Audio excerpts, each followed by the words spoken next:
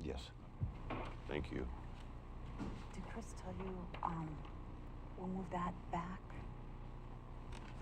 Did Chris tell you we'll move that back until the kids are gone? Yes. Do you want to do that, or do you want me to? No, he. Okay. Good morning. Thank you all for coming this morning. If I could invite Matthew up to the middle of the room here to lead us in our Pledge of Allegiance, please.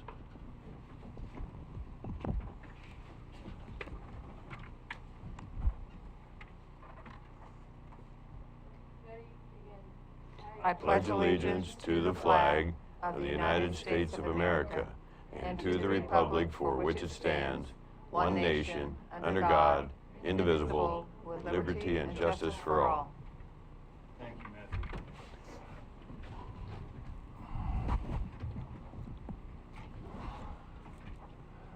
Quick report, Mr. Chair. Commissioner Boice, you have a report? We're up to 39 officers killed in the line of duty throughout the United States. That's a considerable jump. So, no military deaths since our last meeting. So, moment of silence, if we may, Mr. Chair. 39 total in the US of A so far, 2019.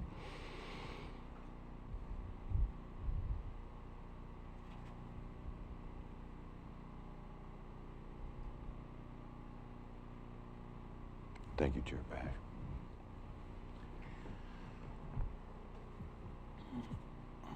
All right. Do we have any amendments to the agenda? We're going to delay the presentations. Just the one, until later. Okay, thank you. I did understand. I'm sorry. I move we approve the agenda as written. Have a second? Second, Mr. Chair. Any further discussion? Roll, please. Commissioner Gold. Aye. Vice Chair Boice. Aye. Chair Paasch. Aye. Agenda approved. All right, next we have presentations under A. We are looking to proclaim May as Children's Educational Awareness Month. And we would like to welcome the Christian School in Brookings Harbor. And if you would like to step up, please. Just so everyone knows, if you step up to the mic or to the podium to speak, please pull the microphones down to you so that we can clearly hear you. And I am thrilled that you would bring your students here to learn about county government and how it works, and we're honored to have you. Thank you for having us. Good morning, Commissioners. My name is Mrs. Brewer. I teach the 6th and 7th grades at Brookings Harbor Christian School in Brookings, Oregon. I'd like to introduce you to my class, JL, Sonia, Isaiah, Matthew, and Dorothy. Thank you for allowing us to speak. I'm going to turn over the mic to JL to start us out.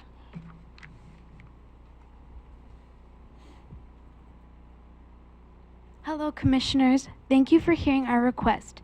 We'd like to tell you a bit of why we think education is so important to children in our communities and why we think May should be declared Children's Educational Awareness Month.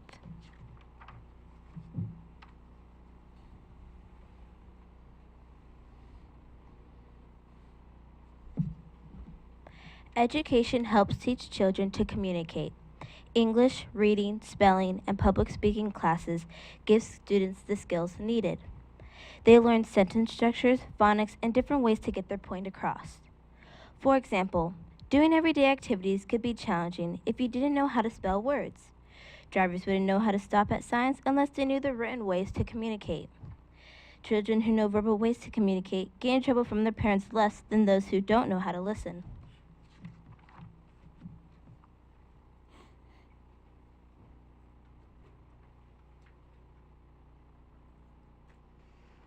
Education is important because you learn the skills that you need for the rest of your life. Some of these skills might include mathematical calculations, computer skills, reading, completing tasks, and survival skills. You learn basic skills on how to survive as an adult. These skills will also be important to learn in order to get a job or do well in college.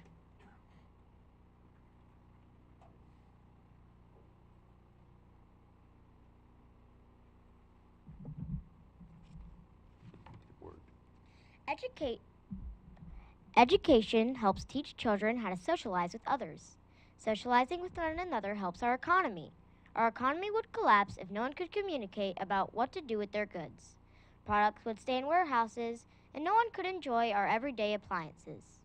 Learning to socialize makes our lives better with friends and family.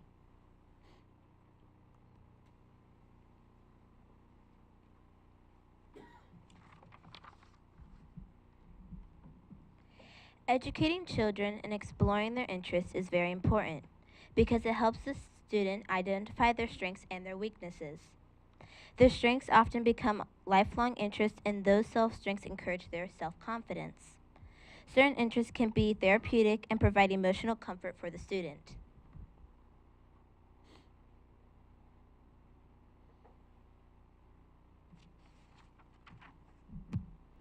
Education helps children learn good character traits because it sets boundaries. In the classroom, they experience discipline, which helps later in life. They will learn they must obey rules or suffer the consequences. This is similar to the law. Discipline will help them become upstanding citizens of the United States.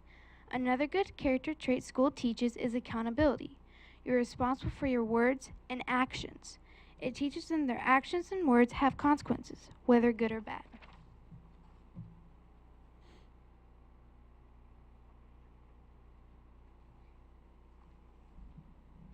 Educating children on the history of the world helps us learn from mistakes made in the past. Mistakes such as allowing slavery and ignoring genocide. Knowing what has happened in the past helps children be more aware of what's happening now and encourage them to be more proactive in changing our future.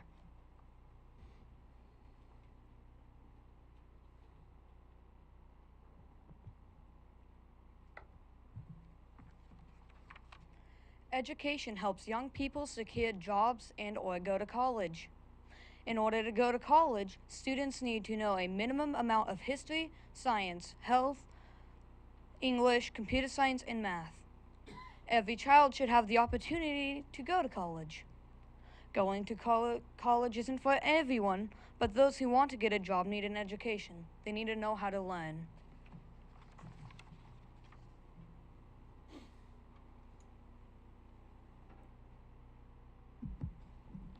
In closing, we hope that by your declaring May as Children's Educational Awareness Month, it brings attention to our children and schools. We hope it's a month where our schools are celebrated, our children are encouraged, and our communities remember that their support helps all of us. Thank you in advance for your attention to this matter. We appreciate the opportunity to share why we think May should be declared Children's Educational Awareness Month. Thank you.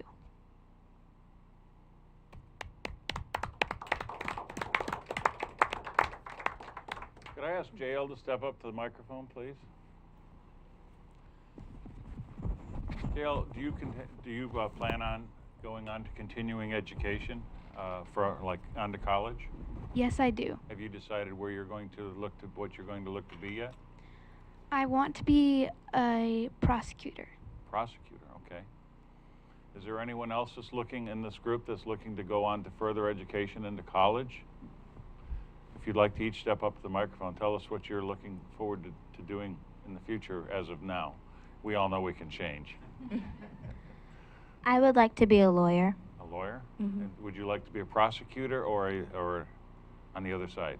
On the other side. Okay. Anyone else?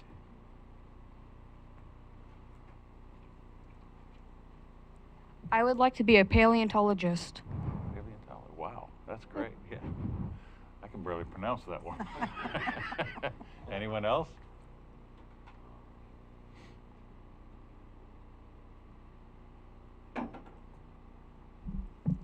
I would most likely want to be a weather reporter. Weather reporter. Good for you. Especially today. Well, I would like to say something. This really touches my heart to see you be willing to bring these young people here. You're not kids, you're young people, and you're soon going to be adults. And this does my heart good. This is a fun day to be a county commissioner. And I just want to praise you guys for being willing to come here and speak. It's really moved me. So. Thank you, Mr. Chair. May I? Sure.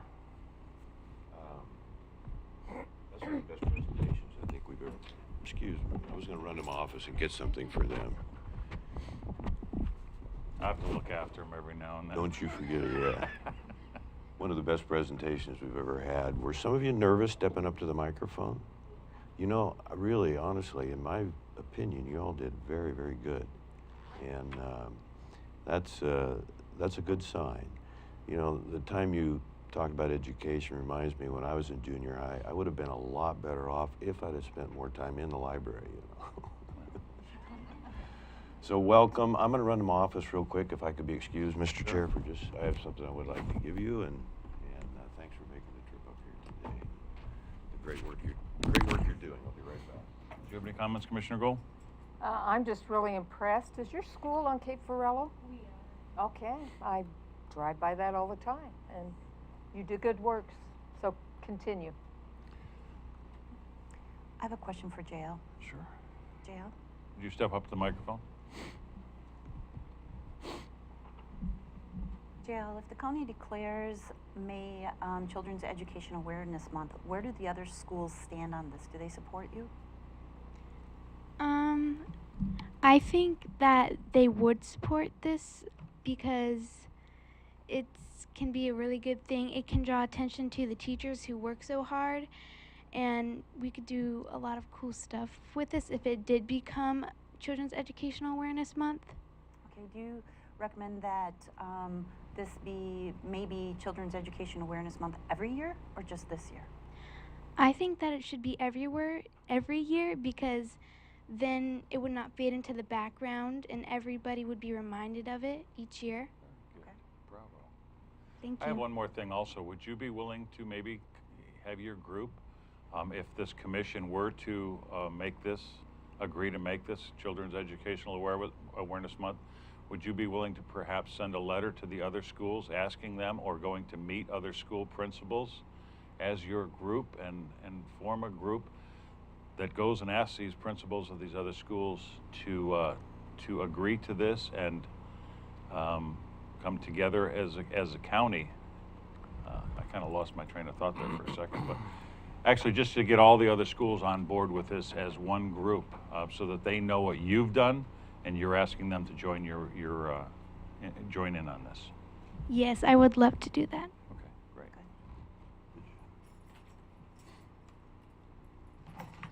Citizens Rule Book, Constitution, Bill of Rights, and Jury Handbook. This is my last one.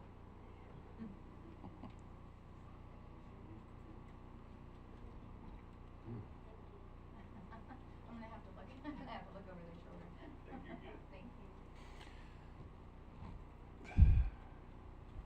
Well, Commissioners, I am deeply moved by this, and proud to offer that we make May of not only 2019 but every year in Curry County to make May Children's Educational Awareness Month. Do I have a second? Second, Mr. Chair, thank you. Any further comments? I would suggest, if you want to make it throughout the county, that you contact each superintendent of schools. And so if you need the contact information, I would be happy to give that to you. Any further comments? Call for the roll, please. Mr. Gold. A definite aye. Vice Chair Boice. Yes, thank you. Chair Paasch. Aye.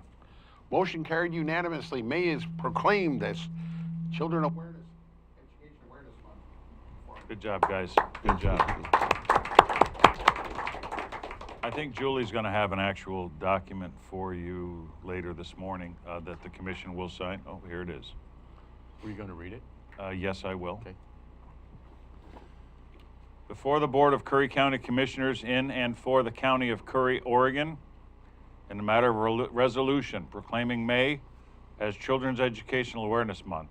Whereas students are the backbone of our democracy, whereby education provides young people with the tools they need to maintain our nation's precious values of freedom, civility, and equality.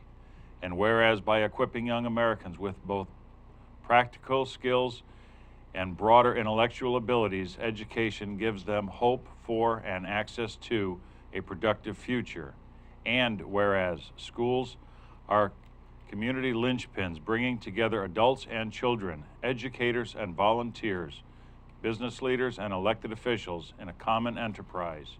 And whereas the Brookings Harbor Christian School students have indicated their desire and willingness to learn about county government in their great county of Curry, and whereas a fair representation of students appeared today before this board of Curry County Commissioners at the regularly scheduled board meeting on May 8th, 2019, with great interest in the dynamics of functioning government. And whereas the Board of Commissioners opened their hearts and minds to the young, eager to learn students, and now, therefore, the Board of Curry County Commissioners hereby resolves to proclaim the month of May as Children's Educational Awareness Month and encourages all county officials, employees, schools, and residents to observe this month as a celebration of county government commingled with our youth in all schools and beyond. Mr. Chair, Yes. thanks for reading that. May I ask who wrote that? Do you know? Did you? No. Very I deft. believe That's someone just did. incredibly well done. Thank you.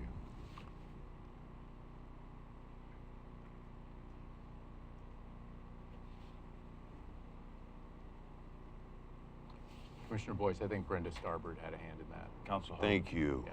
Not surprised. Our resolutions generally are not so colorful and beautiful, so just to let you know. It's usually a You're gray piece of special. paper.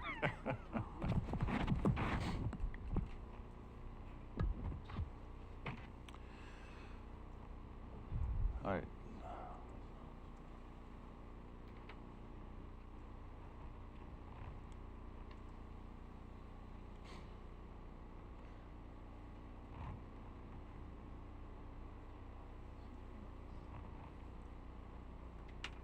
So we're going to put aside 4B for right now. Yes, we're waiting for some speakers to arrive. Okay, so we'll move on to the consent agenda, which is number 5. The consent agenda is Board of Commissioners minutes from March 13th, 2019, Board of Commissioners meetings from March 20th, 2019, business meeting, a rehire order for Brandon Seuser-Smith, summer work crew parks, approval of building official job description, a hire order for official Marc Bangma, approve Commissioner Boice as liaison to Curry Fire Defense Board, and change code enforcement officer from part-time to full-time. May I get a motion, please? I move that we approve the consent agenda as written. Second, Mr. Chair. Roll, please. Commissioner Gold, Aye. Vice Chair Boice, Yes? Chair Paasch. Aye. Motion carried unanimously. Great job on that agenda, consent agenda.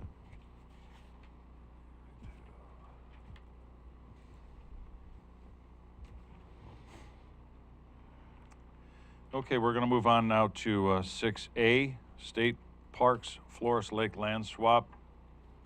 And I'm glad to see Chris is here this morning. Sorry if I was a little bit short with you a while ago. I just had several things going on. Couldn't really take time to shake hands and say hello.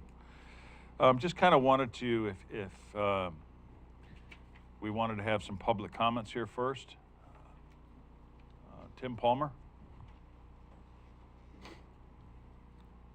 Hello, I'm Tim Palmer from Port Orford, and I appreciate the commissioner's interest in this issue, and I'll take you at your word that you all want to do the right thing here for our people and to protect this special place. Much has been said about the deal with state parks, and little about other options that have been mentioned. Maybe these comments are no longer relevant, I'm not sure, but I'd like to share my thoughts on those with you now. Here are 3 points that I believe to be true. One is that corporate sponsorship for protection of Floras Lake will never happen. To pay more than market value is not in the interest of a corporation. The lake, for them, the lake is too distant and unrelated to their other activities to be considered mitigation for damages they might have caused. And also, there's really no clear legal option for carbon credits to be used in a deal here. Number 2, if I'm wrong and there is genuine interest, We have to recognize that corporations are huge bureaucracies and the pace of negotiation would require years to navigate. We've become embroiled in questions of economics, third parties as regulatory agencies, and complications that easements require. And third, if I'm wrong on both points, and a deal is made, the ultimate motive of these corporations would be for their own interest. That's simply and understandably the business world. I have little confidence that their lawyers, executives, and stockholders would prioritize protection of this place, but would seek outcomes for their own advantage. That could include manipulating any easement agreement or reselling the property to an owner unfriendly to us, or flatly violating the easement and dealing with the consequences. In any of these scenarios, the time and expense for us dealing with the problems in the future makes this a bad path, and even if we would prevail in the long run. Even more disturbing along this lines to me is that we who care about this property would forever be dealing not with our own elected commissioners, but with the faceless bureaucracies of corporations that aren't even in this country. Let's be real here. Pembina is a Canadian corporation that's proposing to export American resources to Asia by condemning land from hundreds of private landowners just like us. And more important, the LNG facility will never be built. Consider nothing more than the state's denial of permits this week. Shell is a Dutch and British corporation with a sordid history of legal and community violations. Just go online and look for Dutch Royal Shell by the Corporate Research Project. Meanwhile, GE has stonewalled efforts to clean up PCBs in the Hudson River for 40 years and running. To determine the future of Floras Lake and Boice County Park, we should be dealing, as we are, with our own county commissioners and with our own trusted state officials, and not corporate enterprises such as these. Thank you very much. Thank you, sir.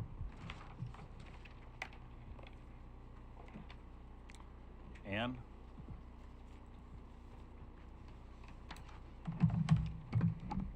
Good morning, Commissioners. I'm Ann Velisis. I'm president of the Kalmiopsis Audubon Society, which has about 400 members here in Curry County that I represent. I want to thank you for continuing the conversation and discussion today about the Floras Lake land swap, which we strongly support. I so much appreciate the interest in this commission of finding a way to conserve Floras Lake. I really appreciate that. At the last workshop on this topic, Commissioner Paasch brought up some new ideas to the table of finding a large company that could afford to buy perhaps the whole property. And I'll be interested to hear your update today. But in my opinion, which is based on a lifetime of being engaged in conservation issues, I feel like it sounds good on the surface, but when we dive into the details, I believe it's going to prove infeasible and unworkable for a number of reasons. Tim has already raised some of them and will create a hornet's nest of additional problems. So for that reason, I urge you to continue moving forward with the state parks deal right now as a priority, and to continue working on other possible deals with conservation buyers, different companies for the rest of the land. There's still important values there that really need to be addressed. There's coho habitat and there's wetlands. And so those are other values that, you know, if this is a strategy that we want to use of finding mitigation, that maybe we should be able to continue to work on finding some other solution. I wanted to say, Commissioner Paasch has indicated an interest in doing a bigger deal, but I think in this case that actually a small deal is a big deal. And that just requires just the perspective that previous commissions and staff have spent a lot of time, actually wasted a lot of time over the past 15 or more years trying to do a big deal, but to no avail. For all those years and longer, the property has sat empty. The county has had no benefit from it economically. We've just had a lot of headaches and wasted effort. We've really gotten nowhere.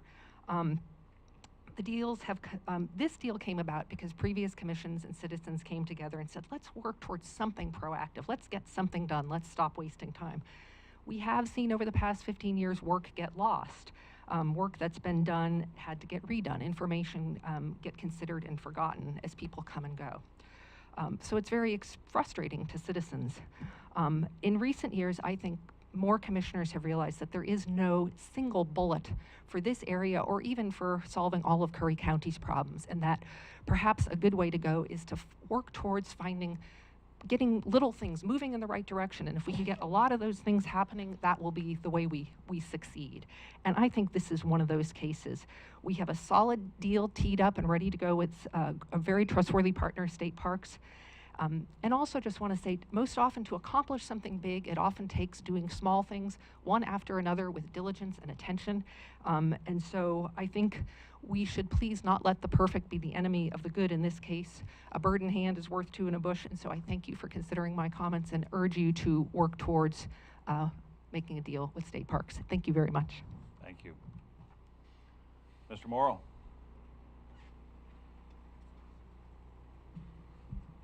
Good morning. Bob Morrow, Langlois. I want to start out by commenting and commending you guys. You're a really hard act to follow. And great job. And I hope the Floras Lake land swap has as much success as your resolution did. Love to see you guys accept the Floras Lake land swap as proposed. We've been going around on this for a very long time. As we've heard from Ann, and we've heard multiple commissioners looking for the home run deal, and it hasn't happened. We've heard from Tim about foreign companies coming in, trying to come up with an agreement with their teams of lawyers.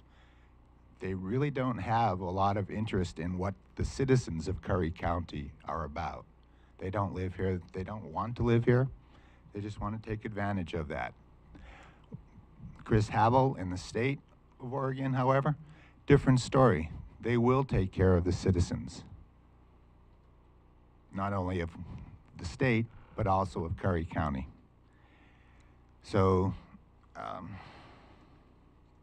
I did a little bit of research on some of the Jordan Cove mitigation efforts. You spoke of the last time we were here about the 100 acres, and talked to Tyler Krug from the Army Corps of Engineers. He was saying that there is no conservation easement on that property and that there is no restrictions on the deed. I went to the clerk's office and she had no information about conservation easements on that property. You know, so we have to be careful about how we go forward with the south end of Floras Lake. So I would suggest to you today that you take action. This is listed on the action item section. I really don't see where 30 more days before the June 5th deadline you set in March is really going to move the needle.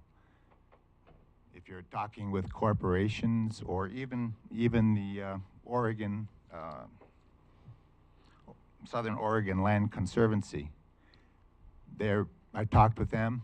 They don't really have the funds right now. They'd have to do a fundraising effort in order to get enough funds to even approach beyond the appraised value that you are looking for. It's not going to happen. Folks aren't going to pay more than the appraised value, or certainly not much more. So I would urge you to make a motion today to accept the proposal from the states. You know, really, I have not heard anybody in Curry County come up to this podium and say they are against the land swap. I know that Commissioner Paasch has his moments of focusing because he's the new guy, and I appreciate that, but we've been hearing this over and over for 10 years. The time for action is today. I recommend that you make a motion, and Chris can go home with a deal to bring to his own process, which will take several meetings for him as well. So let's get going on this. Let's get 90 acres out of the way, conserved, and worry about the other 400 acres later. Thank you very much. Thank you. Just so you know, this is on as an action item, but it's on as an action item if you read the AGRS for discussion only. So this is not to be acted on today. Isn't it possible to make a motion within that round? It could be, but I would, well, with my comments on this, I'd actually like to continue with this right now, and if I could ask Chris to come up, please. I will say to all of you, I have gone no farther with anything to do with General Electric, and I have had no further discussions with Shell on this. But I have had a couple of more discussions with the Jordan Cove project, and I will say that as of about 48 hours ago, they have pulled all funding on everything because they've had some license delays. It's my understanding they've had license delays for another year. I'm not looking to kick this down the road for another year, another 6 months, another few months. I want to get this dealt with. So I would hope that you would appreciate that I'm trying to do the best thing that I can for everyone in this county, not Langlois, not Floras Lake. I'm looking to make everyone in this county as happy as I can for what I was voted in to do, and that's my job, is to answer to all the constituents in this county. So with that said, I think at this point it is time to try to work with the Parks Department a little stronger language on that. I think through emails through Ms. Schmelzer and the other board members here, we've talked a little bit further about some things that some from the North County may not be aware of.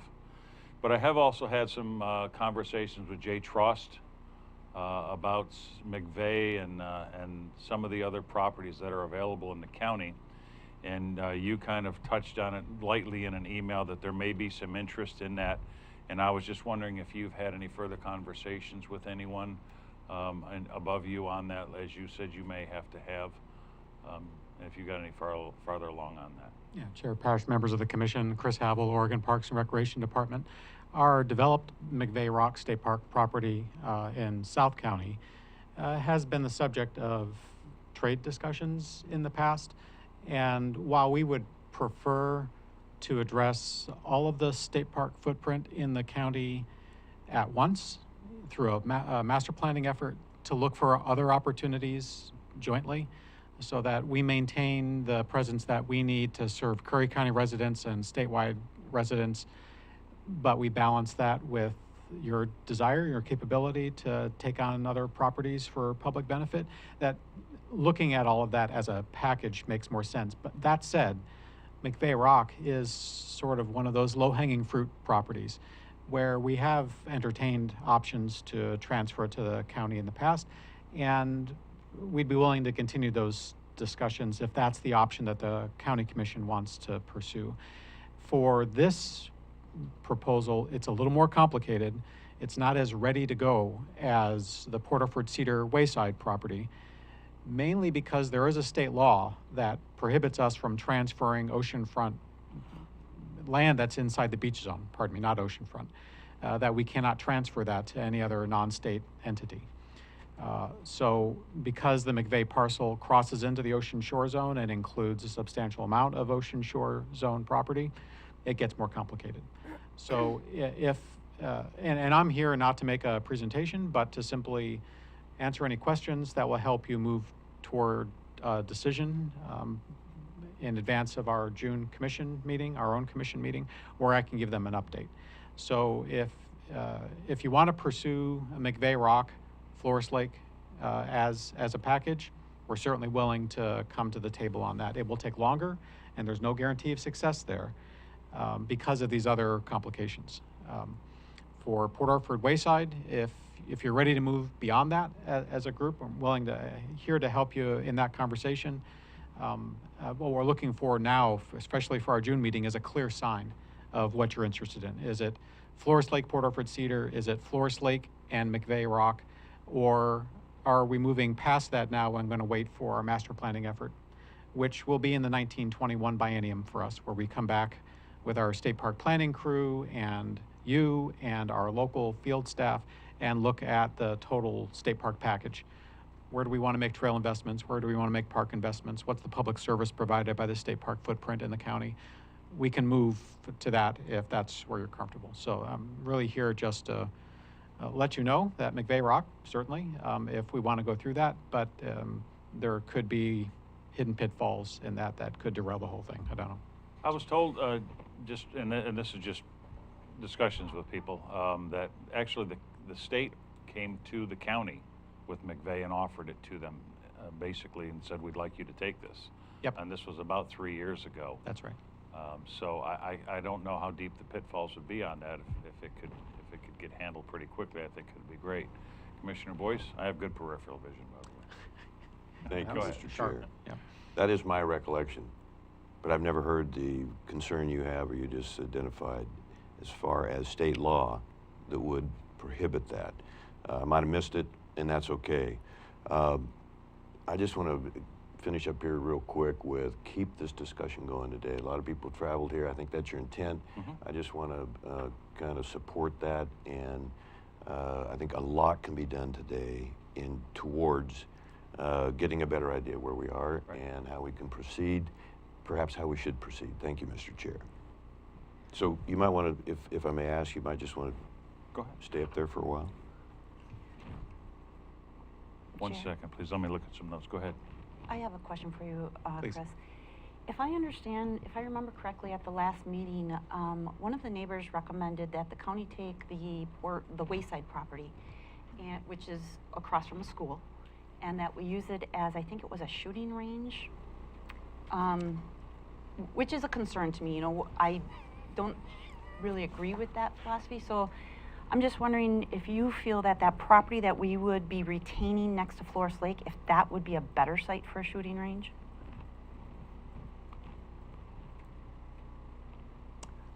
Wow. I don't have comment on that specifically, other than we look to our parks to provide a certain experience. And when we're considering acquisition, one of the reasons we do that is to provide buffer that insulates the park experience from other land uses around it, where those land uses may be incompatible.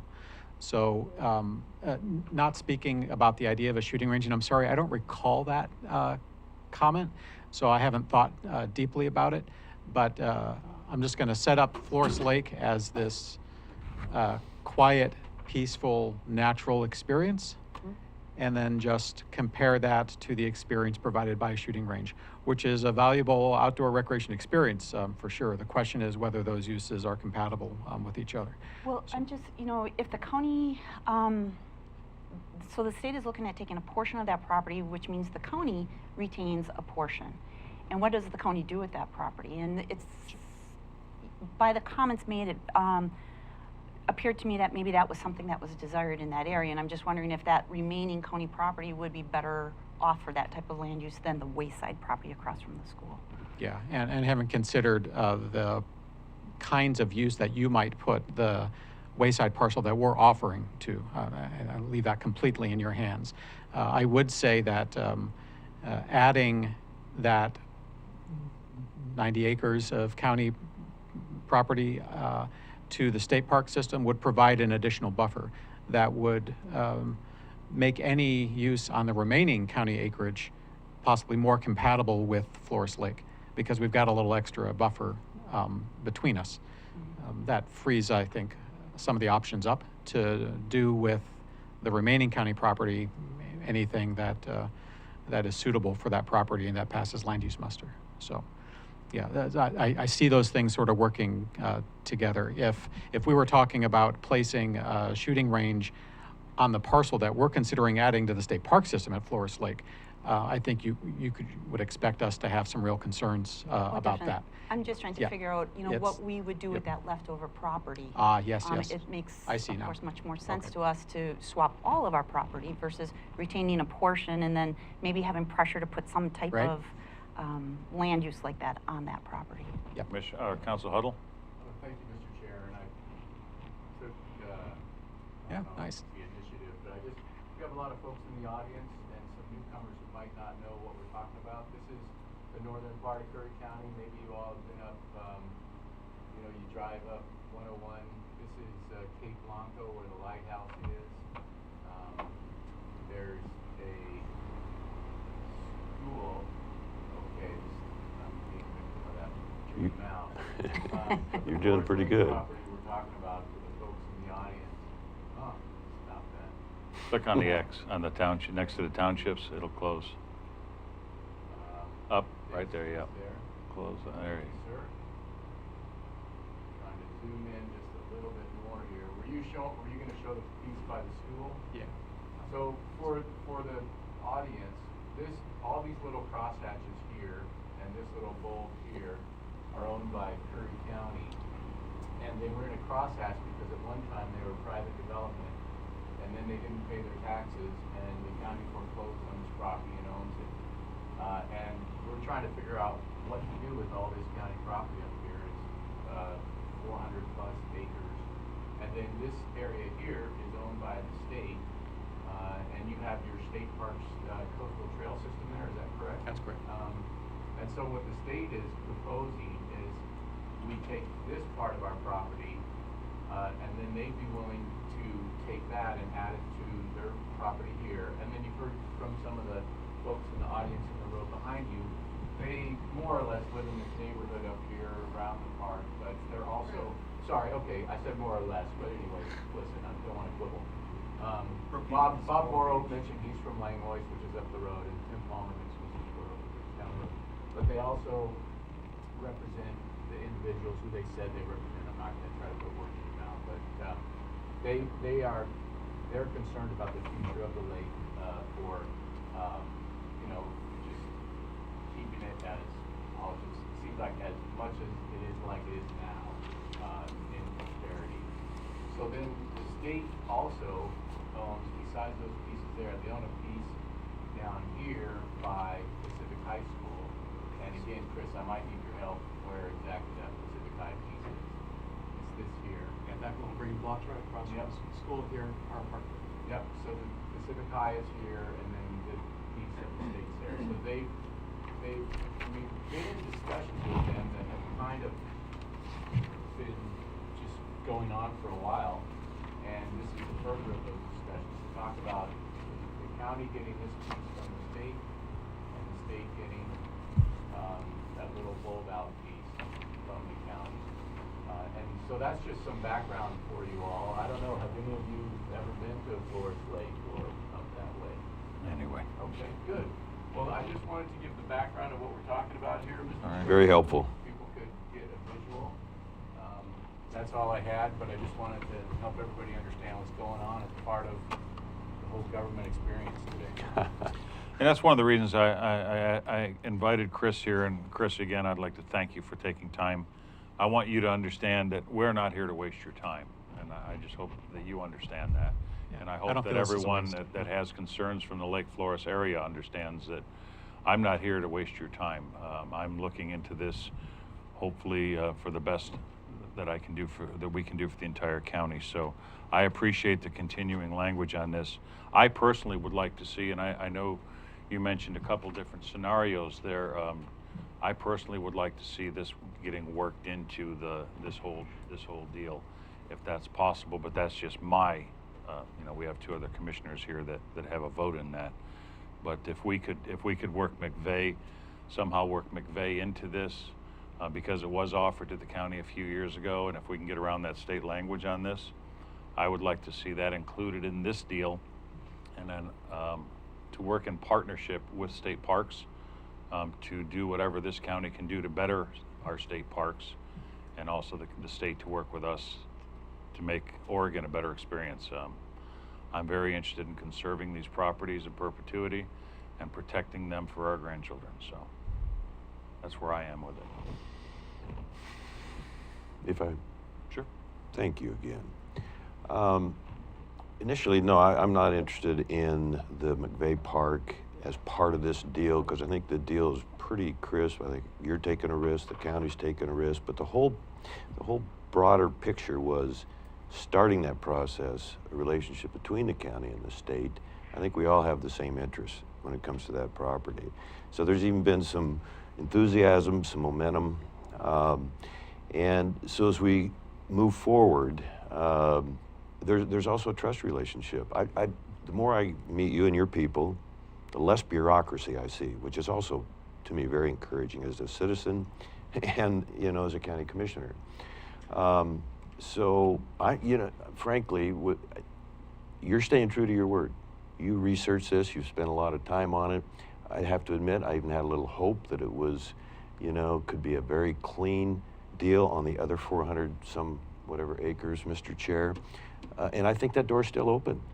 That's why I don't really want to cloud this, for lack of a better term, cloud this potential offer what we have on the table between us and the state parks. So, you know, when it comes to my family, I used to joke and say it was the Copes that wanted to donate that property, not the Boices, you know. Yeah. But, you know, my grandparents raised 12 kids. A lot of my cousins were born in Langless. Bev Klarna was just appointed Secretary of State. We're very proud of her. Born in Langless. And if you called her up right now and said, we were going to go the corporate route on that, as conservative as she is in her political and philosophical views, she would probably go, you've got to be kidding. Court, what are you in on that? Well, yeah, let me explain. No, we want to save that property. And I know that is your intent, straight from the heart as well. So, again, the whole North County thing, there's just nothing else like it, and I think it's a real positive move forward. Sure, I'm ready to vote today. I'm not pushing you in that direction, Mr. Chair, but I need something compelling to wait another week or 2 or 3, and I didn't hear that today, despite some very committed efforts that you have made. Commissioner Gold? I'm going to just step out here. I think we need to take baby steps here. This is a good place to start and to start negotiating with other deals. I've been to McVeigh Park, and that's a beautiful park, and I would hope that we could eventually get that, but I think we need to start today. So I'm going to make a motion that we accept the offer from the state parks today.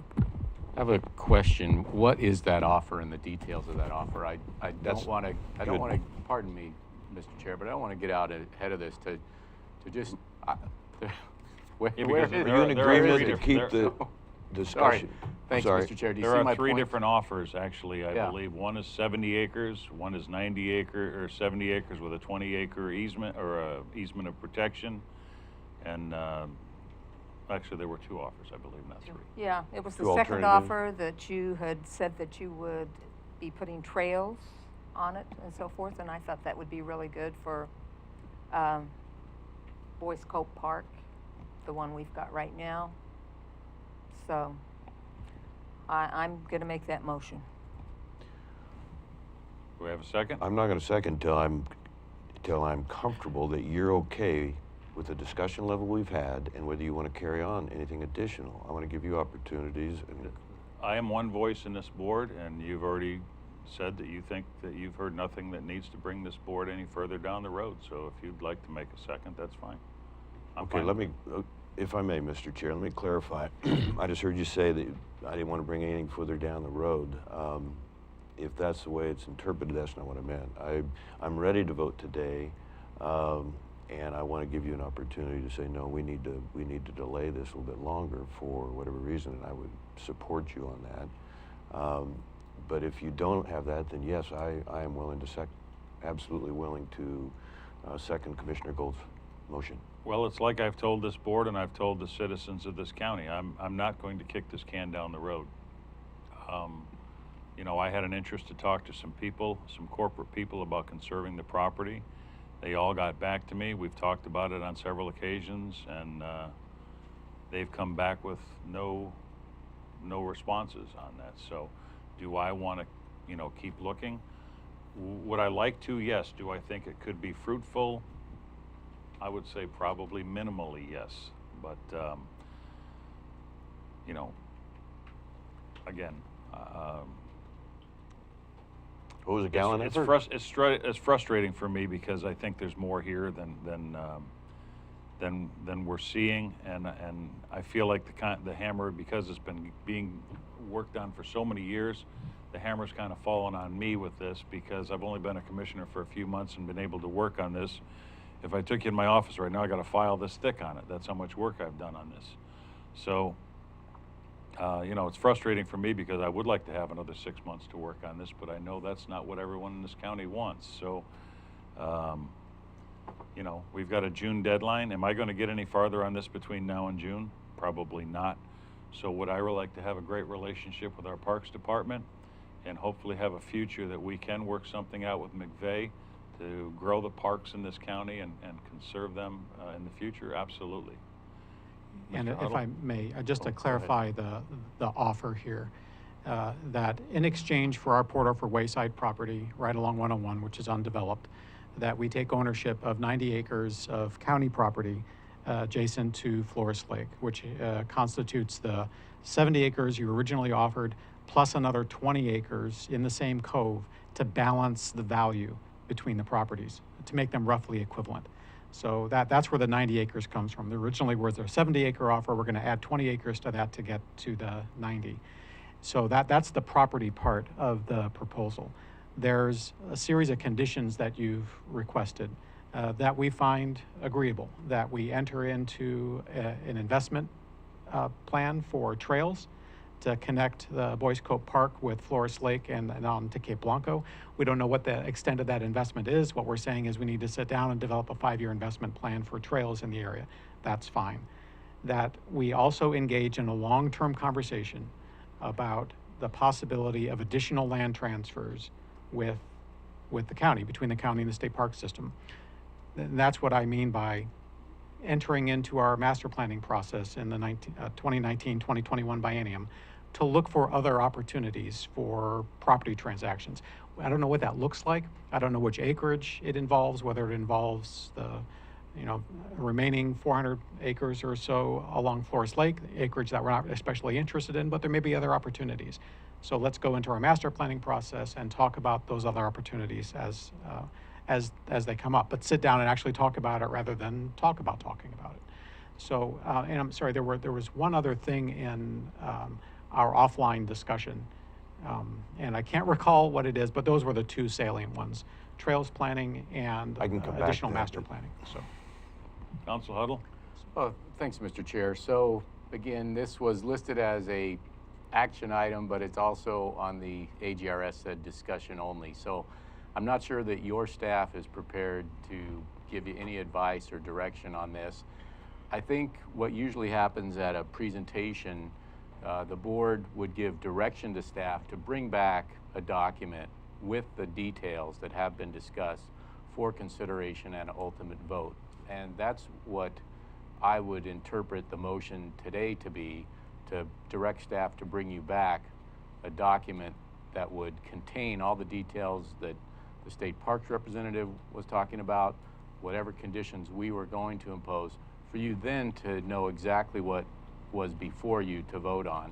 But to just vote without a document on a land transaction is very unusual and not what I would recommend. So I think directing staff to work with state parks representative to bring back a document for your thoughtful consideration on a vote would be a good intermediate step. We could adopt in principle, though, subject to the recommendation you just identified, correct? I think just directing us to bring you back something at the next meeting so you can actually read it, study it, decide if it's really what you want to do.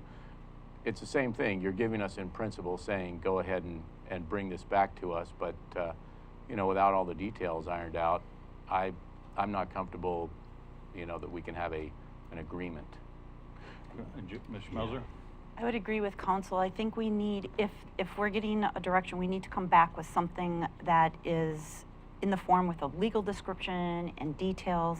And I would also recommend that it not be decided at the next meeting, but June 5th. We told people we would make a decision on June 5th, and I think in the sake of transparency, that's what people are expecting. There may be people here that, or maybe people that would like to be at the meeting when that decision is made that are not here. So I think we need to stick with that timeline for the sake of transparency and what we told the public we would do. Commissioner Gold. Well, I did read the proposal in detail, and maybe it's not legal enough. Well, it's not it wasn't in the packet, for sure. It wasn't in this packet, right. But it was in the previous packet, so, or the last time we had a meeting about this issue. So, I don't know that we need to wait until June 5th to vote. I'll agree that maybe we need a more legalized proposal, which is fine, but I know you're under constraints, timeline constraints. Is that true? Yes, and our previous discussion was that by June 5th, you'd have a decision. Right. And I'm sorry, So- my recollection wasn't that it was the date on which you would make a decision, but that by that date, no Right, later than that right. date. But whatever you'd like to do. So we're ready to help draft an actual detailed, well, including a legal description and exactly what we're agreeing to as conditions of the sale. We can go to work on that right away. So Okay. by June 5th, earlier is better because we are putting together our June Commission meeting agenda now, and we have our own public notice requirements that we need to fulfill for a property transaction of this sort. So earlier is always better, you know. Okay, I will amend my motion to move that we get a legal description, and at our next meeting, which would be in 2 weeks, we vote on that. 22nd, Mhm. Mr. Chair. We have Planning Director Crockett here. Maybe she has something, no, nothing to contribute? Next time. Okay. So, Do we have a second? I want to have clarification on the amended motion, if I may, Mr. Chair, just so I understand. Did You want me, okay. Yeah, I think. The motion is to get an exact legal description of the resolution, or whatever we're going to call it, the deal, and then put it on our next possible meeting, which will be in 2 weeks. And that gives us enough time to publicize, so anybody that public will wants know. to come can come. Terrific. 14 days. So I'm going to second that motion, Mr. Chair. Any further discussion? Call for the roll, please. Gold. Aye. Vice Chair Boice. Yes. Chair Paasch. No. Motion carried 2-1. Okay, at this time, we have to take a 10-minute break, so we're going to go on break. Before we do, though, I would like to say something to the youth that are here. Again, I'd like to thank you all for coming here. And secondly, I would like to say to you that you just saw something in county government that we deal with all the time, and that is not everyone always agrees with everything that happens. So when you're in meetings and stuff in your life, and as you go through your life, always remember that you don't always get what you want in a meeting, and that it's constructive criticism and agreement and disagreement doesn't always have to end in anger. It can end in what's best for everyone. So you just saw county government at work here. We're adjourned. Recess, I'm sorry, we're recess. We're adjourned?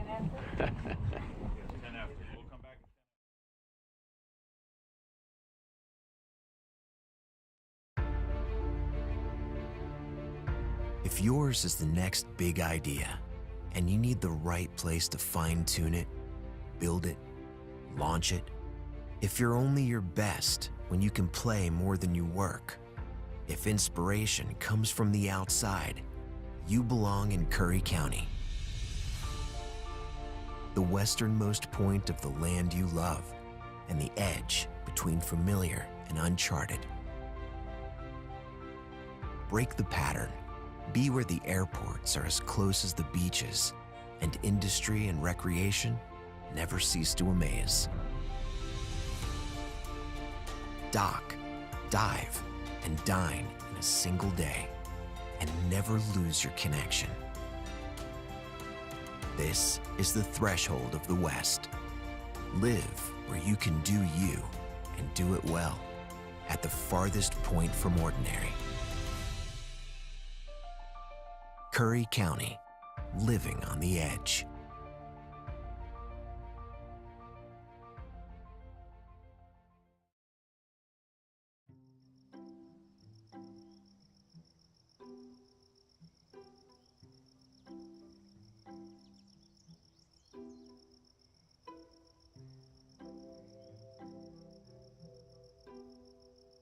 We have these parks which are set up to protect and preserve biodiversity. That's challenging under any circumstances. But it certainly is almost impossible if you don't know what the actual biodiversity that's in your park or the area that you're trying to conserve is. BioBlitz is a celebration of biodiversity. Biodiversity is the variety of life in an area. We don't know how much life and what types of life are here at Crater Lake National Park. The big obvious things we know about. But a BioBlitz is where we go out and look for a particular type of organism. This year we're looking for beetles, or the order Coleoptera. wealth of biodiversity that are in these parks, 99% of it is something that could fit in your hand. We can't save what we don't know exists. So if there's a beetle species out there that's very important and we don't know about it, we can't do anything to help it. That is the ultimate goal of the BioBlitz. It's a way that citizens can come here. We have volunteers that are here who are actually giving this information. They're using their time to help the scientists build a greater picture of what kind of beetles are here in this park. Getting this sort of baseline data of what biodiversity is there not only shows us what's there, which is just intrinsically interesting for its own purpose, but it also begins to set a baseline. And that baseline data set is what we then can use, and not just scientists, but the general public and those land managers, the stakeholders in that BioBlitz, can use those observations then on into the future to understand if things are changing. It's not so much about counting number of species, it's more about seeing a fuller picture of the biodiversity. And the biodiversity is the variety of different types of organisms, different types of species. I do believe that in their past BioBlitzes that they have expanded the number of things they now had recorded from the park, but also confirmed that some of the things that were reported historically are still present. So even if it's not a new discovery for the park, it still creates another piece of data that tells us, yes, that thing still lives here and is still thriving or maybe struggling, but we begin to learn something about it. I think that has an intrinsic value to the park for its long-term future, but it also just has an intrinsic social value when you ask questions about why do we have these parks? And there's lots of ways to answer that question, but one of them is that the parks are these areas where we go to appreciate the wildlife there. And this is a way of tapping into some of that wildlife at all sorts of different levels. One of the key things besides the biology that's involved in these BioBlitzes is the interaction with the public and the opportunity to educate the public about the biodiversity around them. The citizen scientists are here working alongside professional scientists. And that allows them not just to connect with science here at the park, but connect with the greater scientific community. It's a real positive thing. We see all ages coming here and they're just acting like kids out searching for bugs, but they're doing real science at the same time. It's a great connection between this amazing resource and the people that live around it.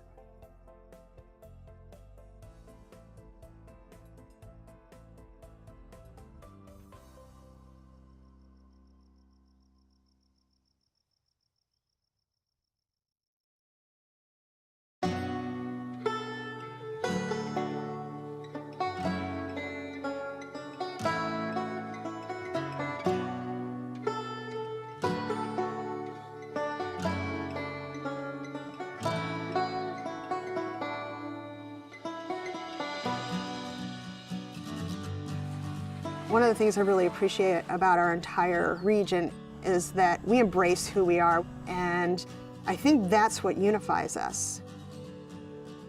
Once the timber and fishing industries collapsed, it took us a long time to get back on our feet.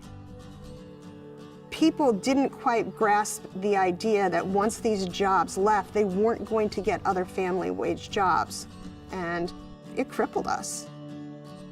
Things were getting really dire. So we just saw that this was an opportunity to maybe look at that public land a little differently and how it could bring more dollars into our region.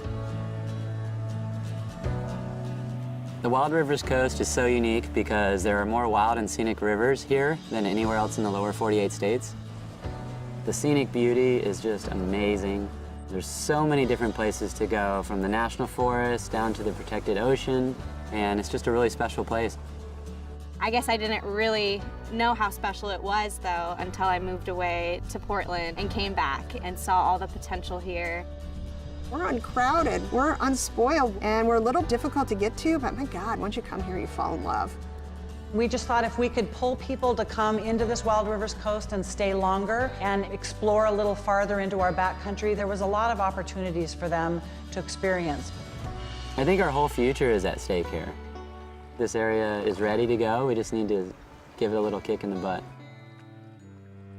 I'm gonna be honest, when the Rural Tourism Studio came here, I was skeptical because I didn't see far enough ahead that we actually could collaborate regionally, and I'm pleasantly surprised. It's been amazing. The Rural Tourism Studios was the first time we were able to come together as a region to talk about the future of our economy. If we can have a strong tourism economy in this area, it's going to benefit the whole community. We have to rely on ourselves, and I think through this program, it's sort of opened our eyes to what we could do when we work together.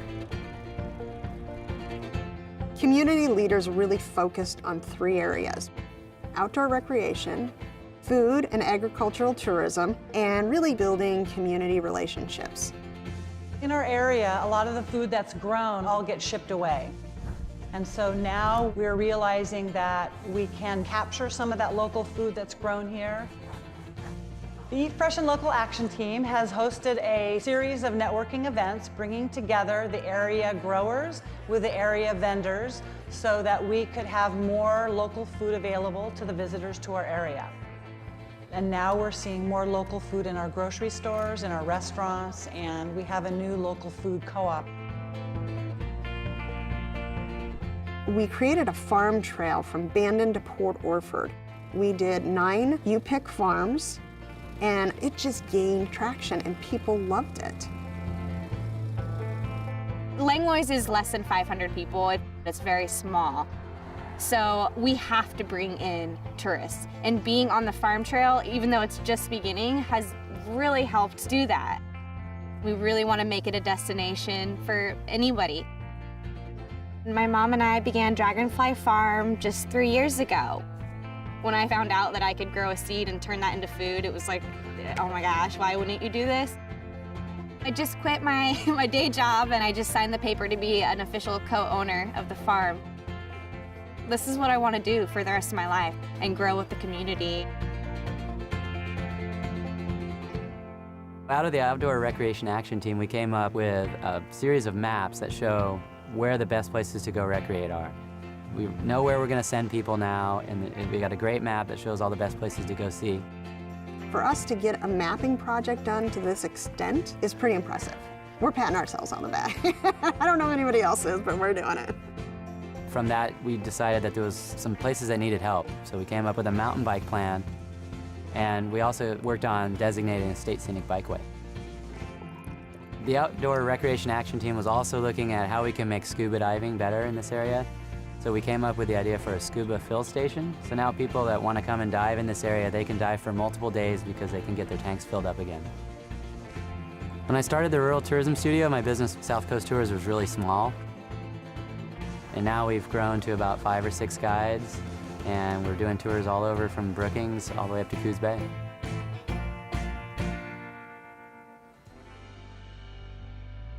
Overall, tourism is on the rise here. We've had a bang up last 2 years, and it's like a breath of fresh air down here. My hope for the area is that we still keep that sense of place. Loving a place to death is a big concern that I have, and it's a balance. We're going to promote tourism, but we want to do it in a sustainable way.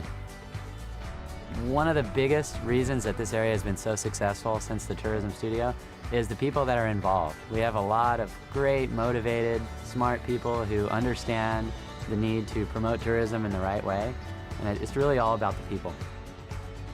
When you live in a rural community like we do, from Bandon down to Brookings, and you're strapped for cash, relationships are crucial. As a community, I think you need to come together and find out what your mission and goals are collectively. Then you can work into smaller groups, knowing that you have the backing of the whole community behind you. As long as everybody's just super excited about it and passionate about what they're doing and they can work together, then anything's possible. Own what you have and don't try to be something that you're not. It's gonna be hard. It's gonna take a long time. So roll up your sleeves and just dig in with an open mind.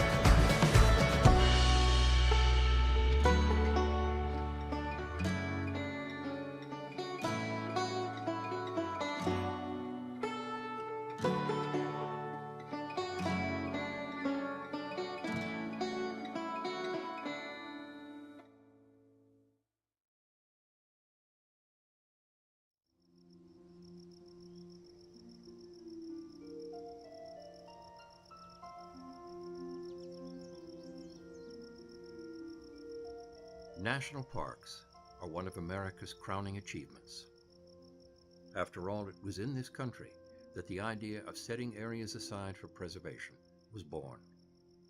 They are a symbol of democracy and exist as places where one can appreciate the beauty and complexity of the natural world, free of human influence. In the past, national parks faced challenges brought on primarily by the industries and practices that threatened them. Today, similar challenges persist, as well as some new ones. High up in the Cascades, Crater Lake National Park remains a pristine natural area enjoyed by visitors from throughout the world. But in recent years, new circumstances have come to endanger the ecosystem of the park. Invasive plant species are beginning to spread and threaten the park's natural biodiversity. An invasive species is an organism that did not originate in an ecosystem and is often introduced by humans. In recent years, Crater Lake National Park biologists have documented a rise in the number of non-native plant species found within the park. Invasive plant species have various ways of spreading throughout Crater Lake National Park. Roads that have been built create pathways for seeds that may stick on tires and get thrown to the side of the road. From the roadways, visitors come from far and wide to see one of the world's natural wonders. With each visitor, the risk of introducing new species also increases. Many invasive plant species have evolved sophisticated methods of distribution through the development of various adaptations to their seeds. These adaptations allow some species to let the wind and even animal life do all the heavy lifting for them. As seeds needle their way through clothing and animal fur, they are carried and then dropped in various places around the park.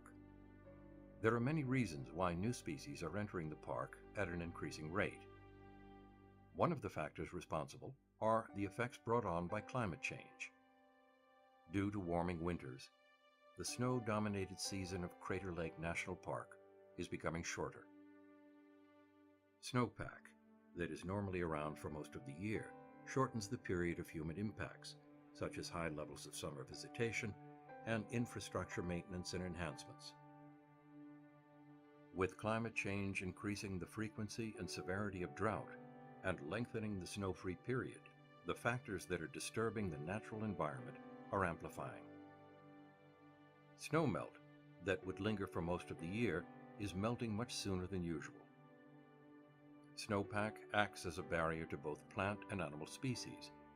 Native plant species have adapted to this environment and are used to completing their life cycles during short growing seasons.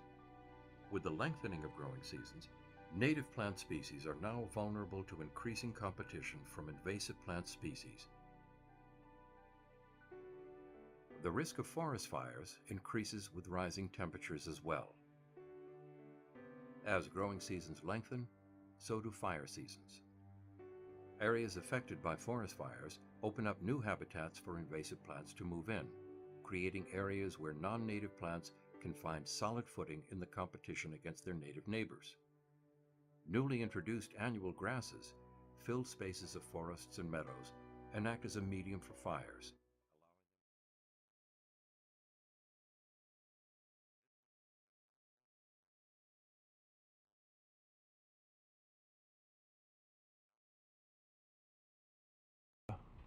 About 4B, Ms. Schmelzer?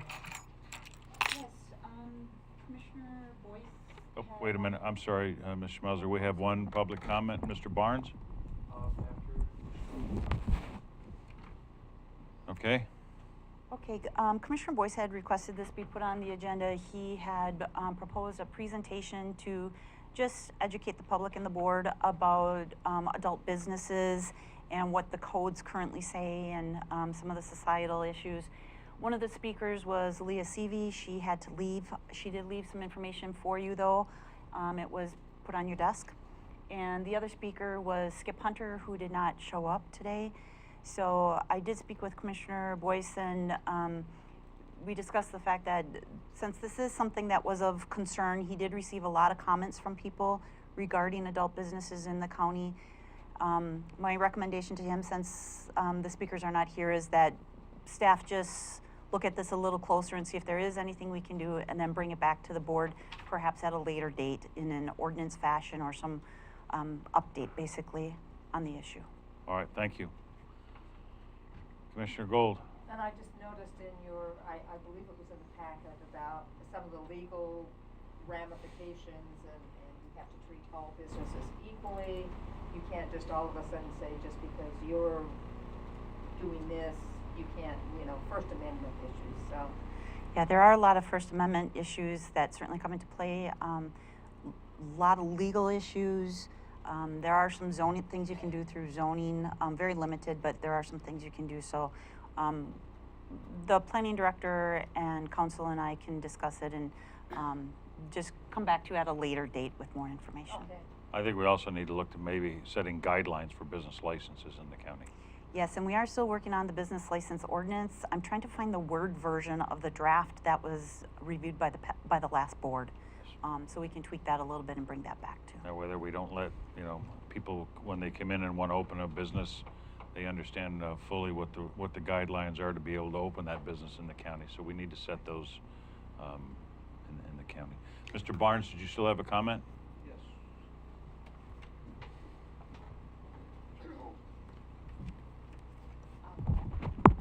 Thank you, David Barnes. I remember the last business license proposal that came before this board, the last board, and it was resoundingly spoken down and shot down by the people here. It generated from Chief Brazil. For some reason, I remember it coming out of the Planning Commission, but I remember it being shot down pretty resoundingly. One thing I do want to say is that, you're talking about specifically adult businesses here, and, quite frankly, there's nobody beating down our doors coming to open businesses in Curry County. And I think it's, to my way of thinking, to my thoughts, I think that it's overextending your authority to become the morality police and to start legislating morality in this county. And, if we have businesses who want to come here, the market decides who stays in business and who doesn't. I don't think it's a job of these commissioners, of you commissioners, to do that. So that's all I had to say. Thank you. Thank you, sir. Commissioner Boice. Thank you. I'm very sensitive to the concerns that the people have in the long term. If anybody is diligent and reliable, it's Skip Hunter, so I have no idea what happened today. I was very anxious, Mr. Chair, to hear his presentation, certainly Liaison. These are the people that deal with this residual on a daily, weekly basis. The family's broken. So I want to assume that with the board here, collectively, we have a consensus that says, yeah, we want to do whatever we can to set the guidelines, as you said, Ms. Schmelzer, on where our county's going to go. If we just throw up our hands and say, well, it's a free speech issue, I want to really look deep at what the consequences are for our culture and our kids. Thank you, Mr. Chair. Well, again, I think that I don't think we should be saying who comes and goes in this county for business. I think anyone that wants to open a business in this county should be allowed to open a business as long as they meet the guidelines that this county sets for those businesses to open. And I think they should be clear.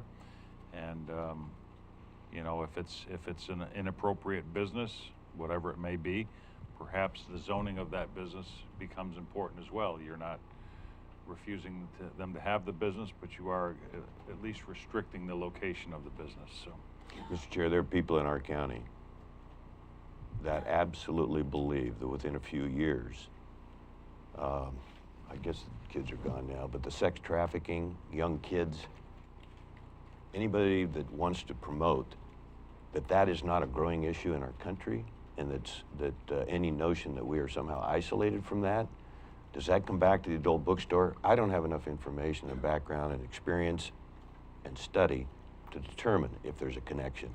I know a lot of responsible people believe there are connections. So I don't think this is going to go away. I'm not convinced the county can do anything, but I hope that we will jointly work towards doing what we can do. Thank you again. Agreed. All right, so we're going to move on to, we've gone through A on Floras Lake, so we'll go to B, the Special Tax District. Ms. Schmelzer? Yes, this was actually put on for a presentation. Commissioner Paasch had wanted this put on so he could share a pie chart and lead the board through a discussion on this. So I'll refer it over to you. Okay, I don't have a pie chart for the. It was the same one that was submitted with the agenda routing slip. No, I have that, but I don't have it on here. I just want to make aware, you know, that to the constituents of this county, some of the things that we have here. I've spoken actually to Commissioner Gold briefly about this a week or so ago. I have an interest in the special districts of the county. We have an enormous amount of special districts in the county, and we're looking 47 for a county of 23,000 people.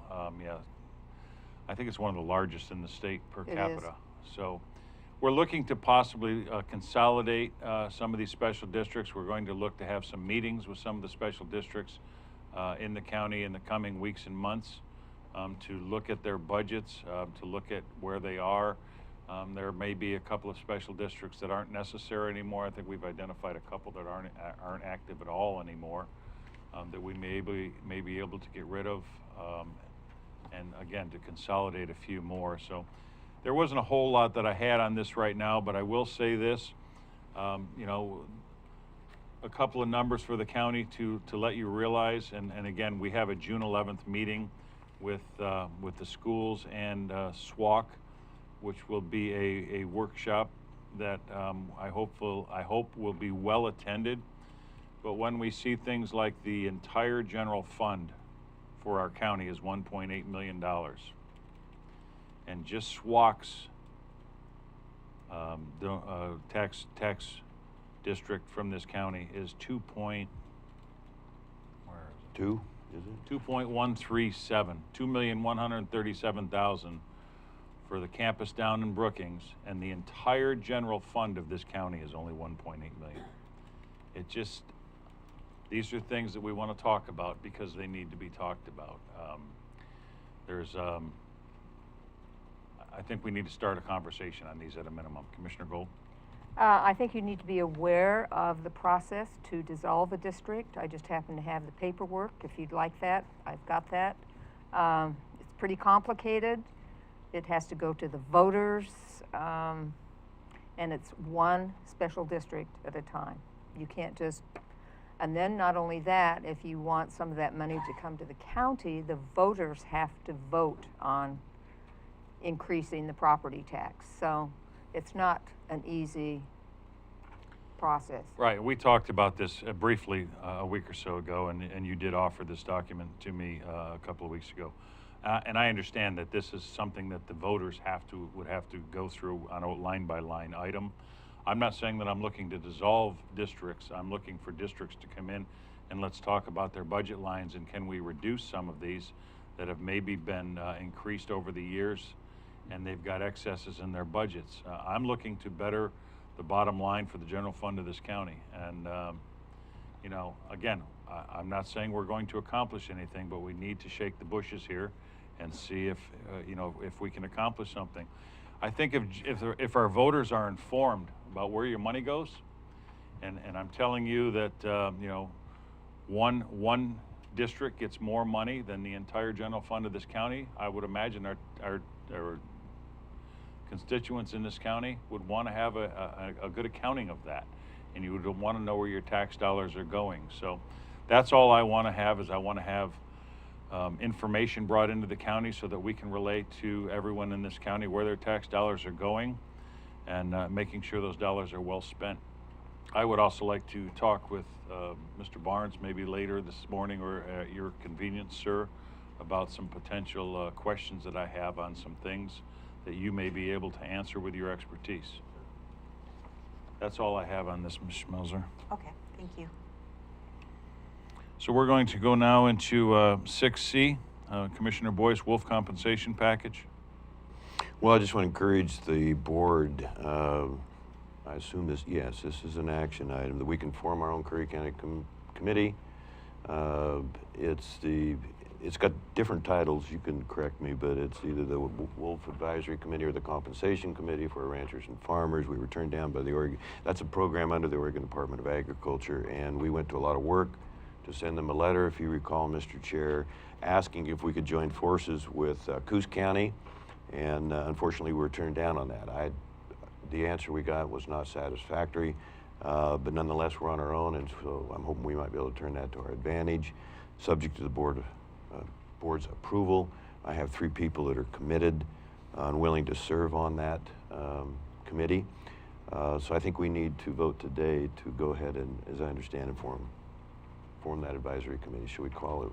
How many people have to be on the committee? I was going to ask you that. I believe it was 7. That's what I said. Thank you for confirming that, Director Crockett. Okay. So we're 4 short. Well, but I couldn't really spend a lot of time on that until we had board approval for this. Thank you, Mr. Chair. And you reminded me of that. I appreciate that. Correct. So if the board agrees this would be an ordinance, then it would move forward as an ordinance, and once officially adopted, then we could advertise for the positions. So your motion would be to make the ordinance? Correct. So moved, Mr. Chair. Do I have a second? I'll second it for discussion. Discussion? My only question would be is how prevalent are the wolves here in this county? I mean, are they at our door right now, or what's happening? Well, I will say I personally am minus 2 calves right now in a herd of only 60. And I will say that John Mather, who lives behind me, has been in discussions with my wife, Bonnie, and he is missing dozens of sheep. Now, we're not saying those are wolves, but I think we all know that they're coming. They are in Curry County. I think they've been spotted in Curry County in a couple places, and they have pretty solid evidence of that. But I again, would rather be proactive in this and not reactive. So it's nice to get out in front of it and prepare and get our name out there as a county that is proactive, so that we can be in touch with everything going on as things move forward. Mr. Chair, if I may. Commissioner Boice? Yeah, I'm just a little frustrated. I'm not sure if I understand why that it's almost, at times seems like a public denial that they're really not here. And 2 years ago, we were predicting this for 5 years from now. Well, it happened a year later. There's no doubt in my mind that it was a North County kill, that it's not probable, or they wouldn't have labeled it as probable. The consequences it is for our deer and elk population, the consequences it is for ranchers and farmers, the consequences it is for our economy. So I'm just a little bit on edge with the damage that these non-native species can and will do to our county. And to hear that you may have a concern, and other ranchers, and I didn't know that, that even heightens my alertness on this additionally. So we need, thank you for bringing that up and identifying that, and for suggesting we be proactive on this, and maybe we can have some positive impact to control what is very likely coming and is, in fact, I believe, here. Thank you, Mr. Chair. One more comment I'd like to make on this. I think, we've already got a very fragile, it's already very fragile, the amount of deer and elk that we have that predators eat with our, cougar and wool or coyotes and all that. To introduce another predator into this county, I think would really knock that lopsided. Between that and the fires and how much wildlife we've lost in fires in this county in the last few years. So our wildlife in this county is decimated, and to allow another predator to come into this county and continue, I think it's one deer every 3rd day they eat. I'm not sure. Cougar eats 1 a week. Okay. So, yeah, and if they have cubs, two deer a week.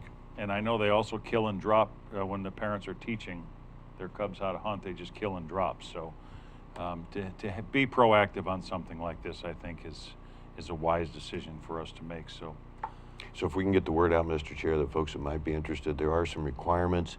I was challenged that, I'm biased against wolves, so I probably shouldn't serve by one citizen.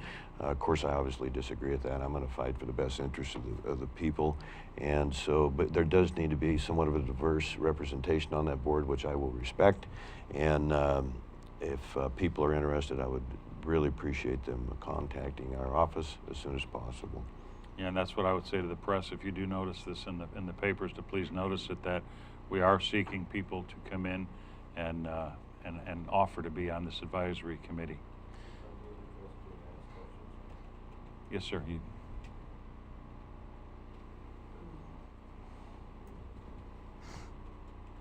Matt Hall, Port Orford News, Curry County reporter, Myrtle Point Herald. So this is setting up a compensation board in case you can go ahead and prove that it's a wolf kill, so that the owners of the livestock can be compensated? Yes, they're compensated actually through the Oregon Department of Agriculture, which gets the funding from the federal government. But in the interest, it's not just limited to that responsibility. The committee would have all the opportunities to help in any way they can, in addition to notifying the public awareness. I would just offer that once this wolf kill may never actually be officially confirmed. However, it is the first wolf attack on the Oregon coast in the last 100 years. My sources tell me that afterwards the ranchers seriously doubt and thought that it was dogs. Okay, that is very good news. There's conflicting ideas about that. But I will follow through and notify folks if you so move and this becomes necessary. But may I ask a question? You feel like it was dogs, or you had people? I don't have any idea because I did not investigate. There was just further discussion, and a rancher indicated to me that that was what they had heard. Okay, so the dogs are still out there, or the wolves are still out there. Okay, thank you, Matt. But either way, compensation. Can you be compensated for, say, a wild dog kill? That's responsibility also we would need to learn. So the Oregon Department of Fish and Wildlife is being non-committal when they use the word probable. And there's a variety of reasons they do that because of the requirements they have from the federal government under the Endangered Species Act, which the wolf was about to be taken off the threatened list. And what are the consequences for Curry County? Is that our focus? Yes, we all hoped and prayed it would be a dog kill and not a wolf pack. And it's almost remarkable that there hasn't been anything that I'm aware of. Additionally, the word out of Salem, though, Mr. Hall, is yes, it was definitely a wolf kill. Well, no, they said probable. I mean, I've read all of the stuff as well, I believe. Mr. Paasch, what area are you talking about when you say that you have 2 down and you have somebody that's missing dozens of sheep? North Bank Road, River Road. Okay. How far out? 1 mile. Just 1 mile? Okay.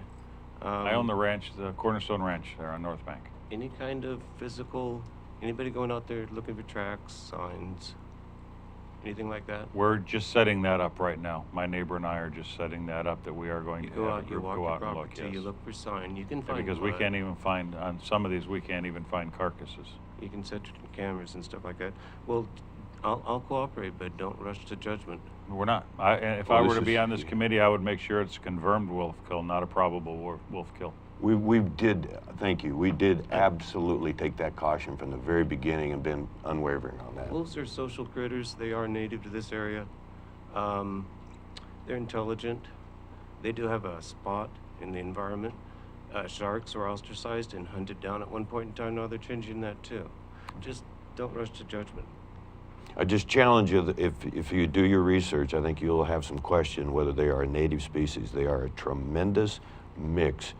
North American, the heritage of the original wolf, the Canadian wolf, coyotes, all the above. Not debating hybrids or anything else like that. Okay. Just saying that wolves were here before us. Okay. So did you have a motion? Oh, no, I'm sorry, we were on.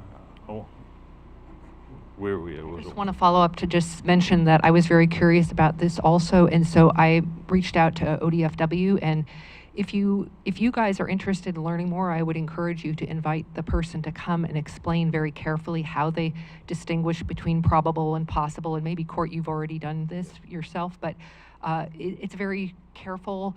They have a process. And so if you would like to become more informed about it, I found it very useful. And so I would suggest that would be perhaps helpful for your committee and for you. We are working on a presentation. Great idea. Thank you. All right, so we have a motion and a second. Any further comments? Roll, please. Commissioner Gold. I'll say aye with the caveat that we research things better as far as, is this me? No, it's JJ's. Way to go, JJ. That we research things more thoroughly as we go through this, so that's my vote. Vice Chair Boice. Yes. Chair Paasch. Aye. Motion carried unanimously. All right. Next, we have Brookings Head Start Contract Award, Counsel Huttl. Thanks, Mr. Chair. So in your packet is a award of a contract to Adroit Construction, and it reflects, all the bids came in over our budget, and so this reflects negotiations of savings of up to a little bit over $100,000 from the bids to get it within our budget, and so staff is just recommending approval. If you need any more background about the Brookings Head Start, I can talk some more, but I think most of you have been tracking this project for the last couple of years. Commissioner Gold? I just have one little question. How much over the allotted amount was the bid?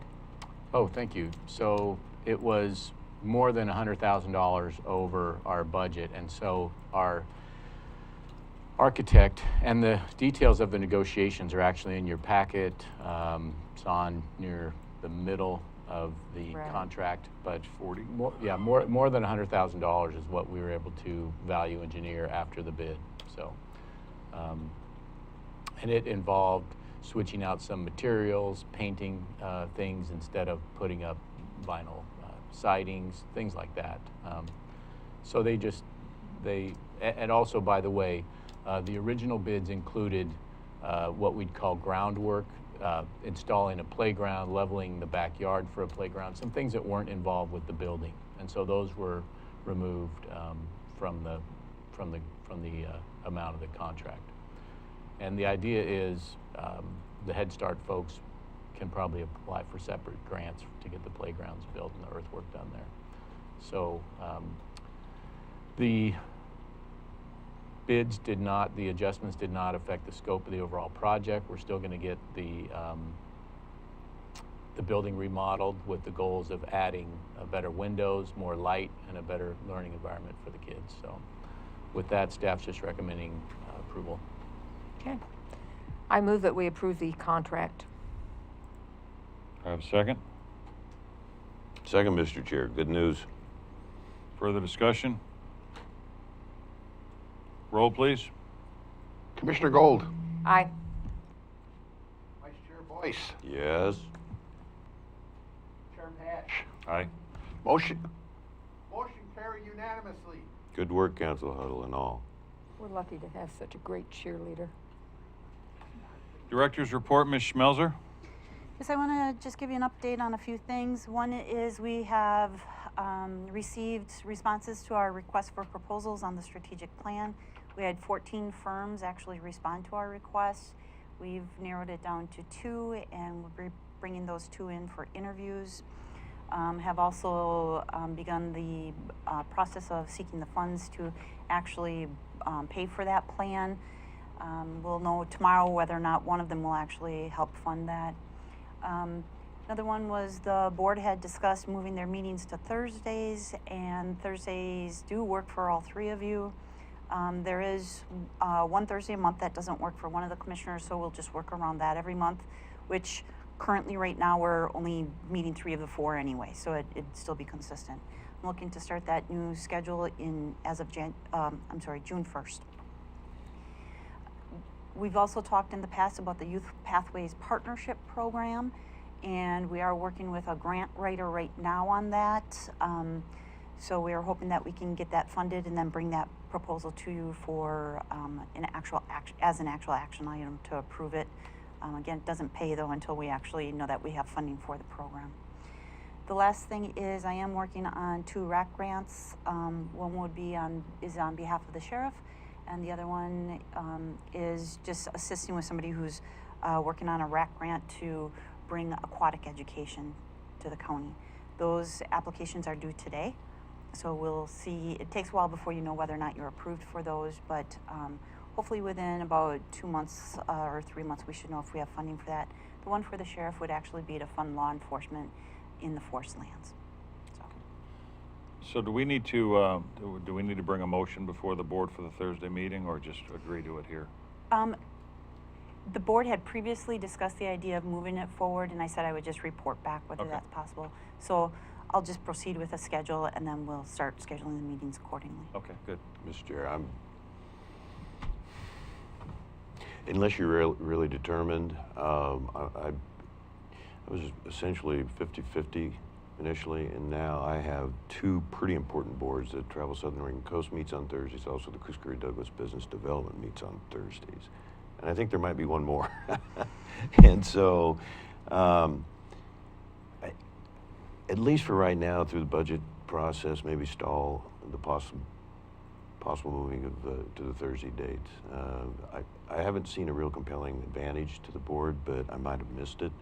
But for at least for a month or 2, I'm gonna ask the board to just leave the status quo for the moment. Well, we weren't going to do it until June anyway, so that's a month, basically a month away as it is. I think we have talked about some of the benefits to having it on Thursday. First thing is it gets us through the weekend. In case there's anything that comes up over a weekend, we can still add it to the agenda on Monday and have the full scope of time on that. So I think that was one of the big advantages to that. I know from the staff perspective, there's a big advantage because it gives us more time to get the agenda out. What we're finding right now is we are rushing at, trying to get it done by Friday. Well, we're trying to get it out by Friday at 5, and we're finding it's difficult to meet that deadline. We're also making some small mistakes when we're rushing in that process sometimes. So allowing us staff more time to get it out is an advantage, I think. I'm just going to ask for a delay on that till we have a little more time to contemplate, or we can vote today, but I'll be in opposition. No indifference or frustration, just simply, it would be better for these 2 boards in particular. Well, why don't we plan on the June schedule like we talked about? I know I've got some conflicts too, but I did send those to Julie, so. Right. And it looked like we could work around those. It was only once a month, so. Mm-hmm. Well, I had some others there listed too, as you recall. Yeah. Okay. Well, why don't we put this off till the next meeting then before we do that? And let's, if we can, in the next 2 weeks, kind of everyone decide what your conflicts are. And if we can work around it, then we'll work around it. And if we can't, we won't. All right? Thank you, Mr. Chair. Commissioner Boice, Commissioner updates? About 6 or 7 last night, I decided not to drive to Bend.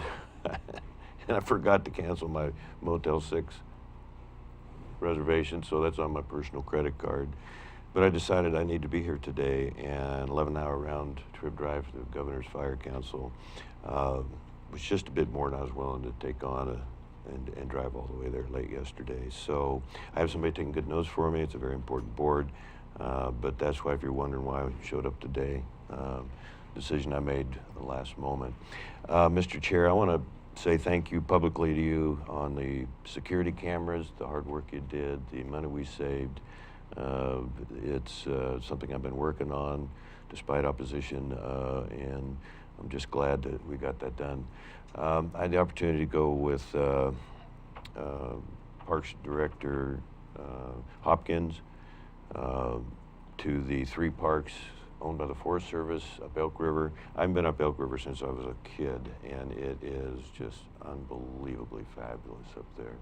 was telling Tim Palmer and others that it reminds me of the Scott River when you get up in the canyon, that one of the main tributaries to the Klamath, Northern California. And so it was kind of a neat renewal. And the parks are not in bad shape, and I think Mr. Hopkins is on the right track there. I think the Forest Service is spending time with them. They can make that real doable for us, and I think it could be very positive for our county without a lot of extended investment right now, which we're, of course, watching very close. Spending a lot of time with, in particular right now, with Senator Wyden's office, Molly McCarthy, and Mary Gartrow. Several issues. The primary one is just how do we work the long-term and short-term benefits for Highway 101. As you know, Darren Navalny, the director of the 3 counties for ODOT, will be here on the 22nd. Very anxious to hear his report. I'm going to meet with him on Friday at the Southwest Transportation Commission in Coquille. It's our monthly meeting. Gary Milliman is the chair of that board, and he does a really good job helping us to look out for Curry County. So again, anxious to see and hear Mr. Naval's program. The slide we have at Weimer's Corner, your concern with coming from the very bottom, how that's going to be engineered to support that slide is a big concern they have. It's holding up. Thank goodness we didn't get one additional heavy rain. We don't know what the issues might have been. The salmon and trout enhancement deal that Mr. Byland's working on is a little bit quiet right now, but I honestly have not had time to follow up on where that is through the legislature, but I still remain very optimistic. I will not be here Monday. I will be able to call in for part of the budget process. It doesn't start till 10, and I can make 2 very important meetings at the OC legislative days: a 7 a.m. meeting, the 9 o'clock meeting, and then I can call in for the 10, and then portions I'll be going back and forth. I decided that it's just too important for county representation right now, so I'll leave probably late Sunday and be back very late Monday, but I'll be able to help, and I will be here for the rest of the week, Mr. Chair. The only other thing I have is just a public employee retirement system report that I want to give at some point here. It's almost fascinating to watch the legislature wrestle over what they're going to do on that. I think the governor showed a lot of leadership and courage to challenge about a week ago with an approach she thought might be helpful and wise and timely. So we'll see how that goes, and she met with a lot of opposition, I think actually on both parties. So that's my short report today. I'll try and be more thorough after budget week, and I think that's going to be 2 weeks from now. Thank you, Mr. Chair. Commissioner Gold? I have a handout. And also I met with a constituent, and I thought he had a really good idea. He said, why don't we put a little plaque underneath "We honor veterans" in our county at both ends, and have "We honor first responder" signs on both of those. And I thought that was a good idea. What I did was talk to Richard Christensen, and he's investigating it to see how much it would cost, but I just thought I would tell you about that. Okay, one of the big things that's happened this last week, I've been meeting with Linda Maxon, who's the CEO of Coast Community Health. I met with her 4/25, and this is really exciting for the residents of Port Orford, because they've had some real problems getting sufficient health services up there. And so they are in the process of building a health center in Port Orford. The Umpqua Bank has donated their building to them, and they own another piece of property next to the elementary school. They applied for a large federal grant recently, and they plan to do the following. First, they're going to renovate the old building and use that for an interim health clinic with 2 exam rooms and a pharmacy. And by the way, the pharmacy prices there are significantly lower than than the drug prices in the regular drug stores. After the 2 other structures are built next to the elementary school, these 2 offices will be converted to a dental exam treatment room, and a 3rd room will be added for a total of 3 dental rooms. One of the structures will be 6,000 square feet, and this will house the medical services and a pharmacy, and will include a social worker, a physician, a nurse practitioner, and support staff. And one of the exciting things is they will have some mental health services there. The medical doctor and nurse practitioner will each be available 2 days per week and will expand as needed. The other building will be a 2,800 square foot outreach center and will include community health workers, social services, laundry, showers, assistance with Medicare and Medicaid applications, and other services like drug and alcohol counseling to help those in need. And these would be our homeless population that they're going to be helping with these needs. There will also be 2 mobile homes that will be used for up to 6 OSHU medical students that will be rotating 1-month internships at the Coast Community Health Establishment and Curry Health Network and South Coos Hospital. And I met with 2 of the representatives from OSHU yesterday, and they're very excited about this internship program. And some of the interns, they've already been doing it up in Coos Bay, have ended up permanently there, and I know we've had problems retaining and recruiting good medical help here in our county. The Umpqua temporary medical site should be up and running by May 2019, and the new facility next to the school should be up and running by 2020. So I'm really excited for the Port Orford folks that they will have access to more medical help. So that's the end of my report. Mine is rather short. First, I'd like to reiterate the TLT tax vote that we have. It'll be on the ballot for the 19th. I want to make sure everyone understands that the TLT tax is not to be used for homelessness, or, for finding residents for homelessness and those kind of things. It is a tax that is dedicated. 70% of it is for travel and leisure in the county, and the other 30% we have earmarked, or 25% of it roughly, to our sheriff's department. We have to find resources to fund this county.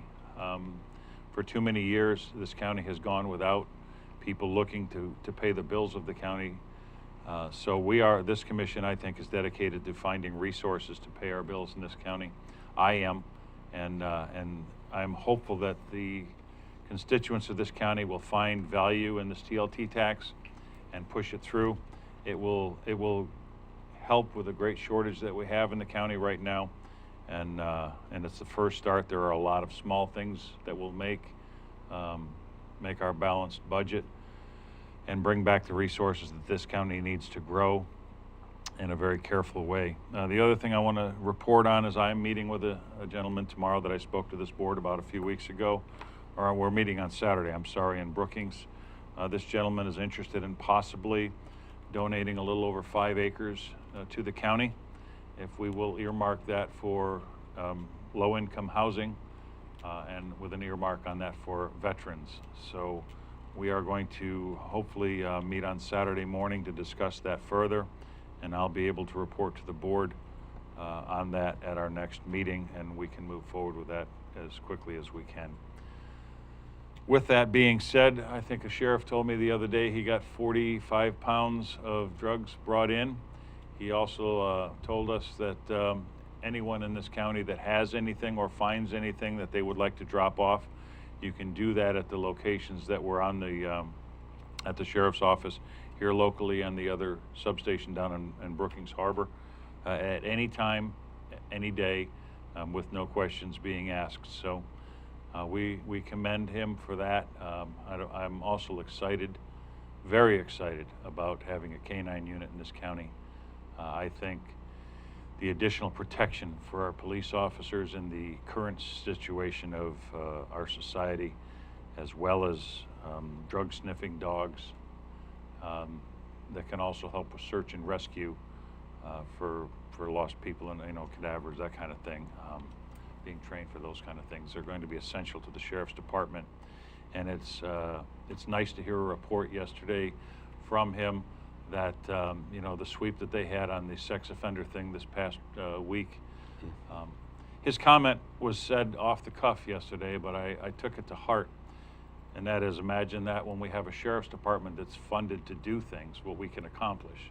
And if you look at what our sheriff's department is starting to get done in this county, to have these additional resources like the TLT, that we can have more deputies on the road and have 24-hour coverage in this county, because the crooks sure know when the sheriffs are off duty. So to be able to have 24-hour surveillance in this county again, to be able to have a drug dog team and a protection dog team for this for the officers, to me is very important. And that's all I have. This meeting is adjourned. Wow. Congratulations. So you're going down Saturday?